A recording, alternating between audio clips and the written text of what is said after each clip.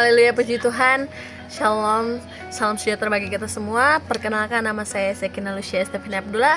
Saya mahasiswi dari Sekolah Tinggi Teologi Rumah Murid Kristus. Saya mengambil prodi atau program studi yaitu Pendidikan Agama Kristen atau yang biasa disebut PAK. Puji Tuhan, pada kesempatan kali ini saya akan membawakan renungan khotbah dari judul saya yang saya ambil di dalam Surat Filipi pasal 2 ayat yang keempat. Mari kita membuka Alkitab kita bersama-sama dan saya akan bacakan bagi kita semua. Filipi pasal 2 ayat yang keempat, demikian firman Tuhan. Dan janganlah tiap-tiap orang hanya memperhatikan kepentingannya sendiri, tetapi kepentingan orang lain juga. Haleluya, puji Tuhan. Nah, Bapak Ibu saudara-saudari, latar belakang dari surat Filipi ini, mana surat Filipi ini ditulis oleh Rasul Paulus pada saat ia berada di dalam penjara dan ditujukan kepada jemaat-jemaat yang ada di Filipi agar mereka tidak hanya memperhatikan kepentingan mereka saja, tetapi mereka juga harus memperhatikan orang lain sekitar mereka. Nah, begitupun juga dengan kehidupan kita. Bapak Ibu saudara-saudari, kita juga harus memperhatikan kehidupan. Mungkin kita harus memperhatikan kehidupan kita, pribadi kita, keluarga kita. Namun kita juga harus memperhatikan orang-orang yang ada di sekitar kita. Nah, istilah katanya jangan kita egois hanya memikirkan tentang diri kita, namun kita juga harus memikirkan tentang orang lain juga. Nah, Bapak Ibu umat Tuhan, Tuhan memanggil kita untuk kita memiliki hati yang peduli. Dan peduli ini bukan hanya dalam perkataan, namun harus dikerjakan, harus dibuktikan lewat tindakan kita, perlakuan kita. Misalnya kita cara sederhana atau hal sederhananya, mungkin contohnya kayak kita memperhatikan orang lain saat bercerita, kita mendengarkan fokus dan jangan fokus ke yang lain, dan membantu teman dalam kesulitan, bahkan kita mendoakan orang-orang yang lemah gitu. Bapak Ibu umat Tuhan, dan Yesus sendiri telah memberikan teladan yang sempurna, Bapak Ibu umat Tuhan.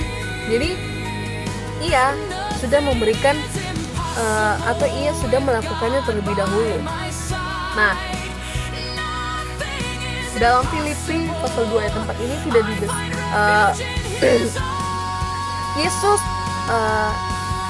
tidak hidup untuk dirinya sendiri. Kita tahu bersama bahwa ia selalu melakukan perkara-perkara yang besar, ia membuat banyak-banyak mujizat. Ia hidup untuk melakukan kehendak Bapa dan ia melayani kita umat-umat manusia. Nah, Bapak Ibu umat Tuhan, bagaimana kita menerapkan surat Filipi pasal 2 ayat 4 ini dalam kehidupan kita, dalam keluarga kita? Itu kita harus saling mengerti satu sama lain. Kita harus mengerti anak-anak kita harus mengerti suami, mengerti istri kita harus mengerti keluarga kita.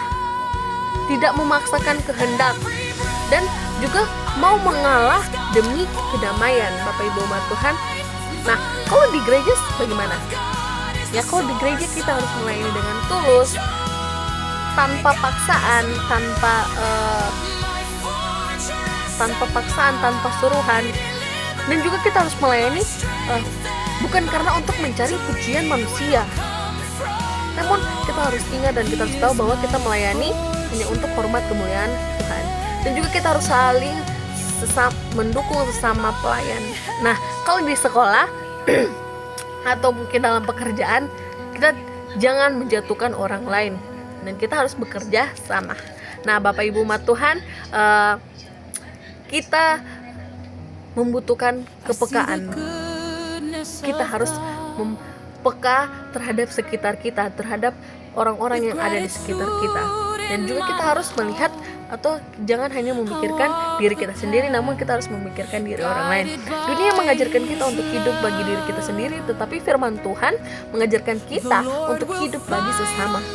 Nah, ketika kita belajar untuk memperhatikan orang lain, belajar untuk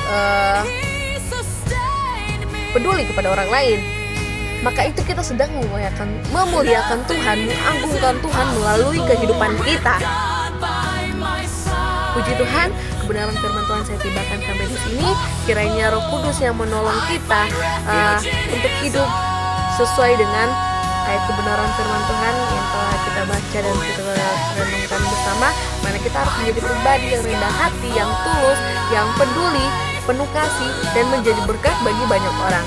Haleluya, puji Tuhan. Terima kasih. Tuhan Yesus memberkati.